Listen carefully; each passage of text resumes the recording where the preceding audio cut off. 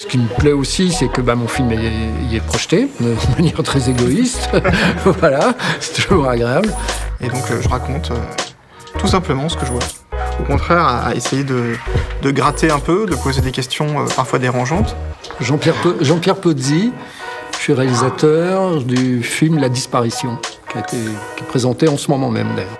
Mathieu Sapin, moi je suis dessinateur et je suis dans La Disparition.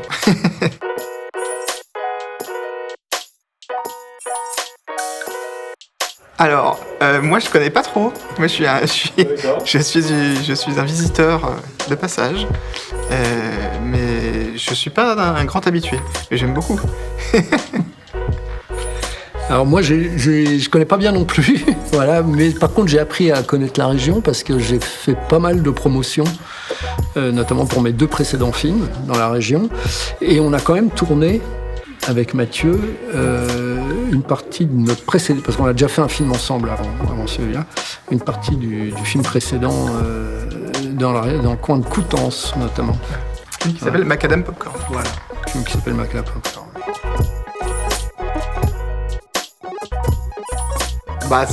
C'est chaleureux, c'est très. J'ai l'impression qu'il y a beaucoup de gens qui se connaissent, c'est convivial. Ouais, c'est un festival à taille humaine, on va dire. Voilà. Ce qui me plaît aussi, c'est que mon film y est projeté de manière très égoïste. Voilà, c'est toujours agréable. Et puis, ça a l'air très dynamique, quoi. Voilà, le peu que j'en ai vu, parce qu'on est arrivé et on repart aujourd'hui, donc on n'a pas eu beaucoup de temps d'en profiter, malheureusement.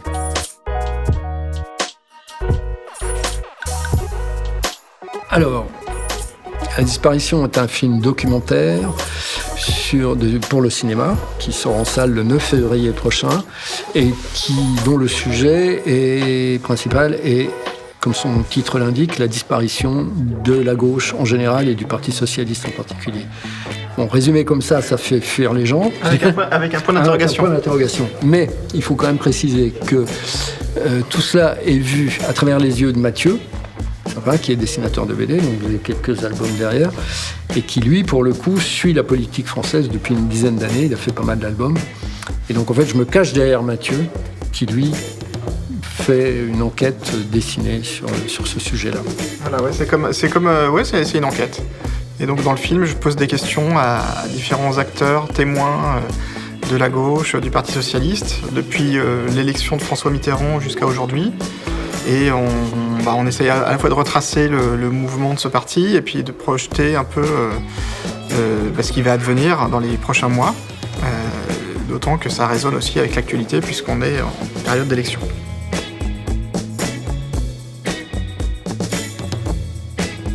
Je fais des BD de toutes sortes. Derrière, là, il y a des BD pour la jeunesse ou quoi, mais j'ai fait beaucoup de bandes dessinées documentaires sur la politique française. Et j'avais fait une bande dessinée sur la campagne de François Hollande en 2012. Et puis après sur l'Élysée, où j'ai passé 2 ans. Et j'ai fait une autre bande dessinée sur la transition, sur la mise en scène du pouvoir et la transition entre François Hollande et Emmanuel Macron. Voilà, donc c'est souvent, donc je me mets en scène et je raconte ce que je vois. Donc j'ai l'opportunité d'être présent dans plein d'endroits plutôt pas évidents. Et donc je raconte tout simplement ce que je vois. Et préciser quand même qu'il a fait aussi une bande dessinée sur Gérard Depardieu, qui s'appelle Gérard, 5 ans dans les pattes de Depardieu, qui est un énorme succès de librairie. Voilà. Aussi.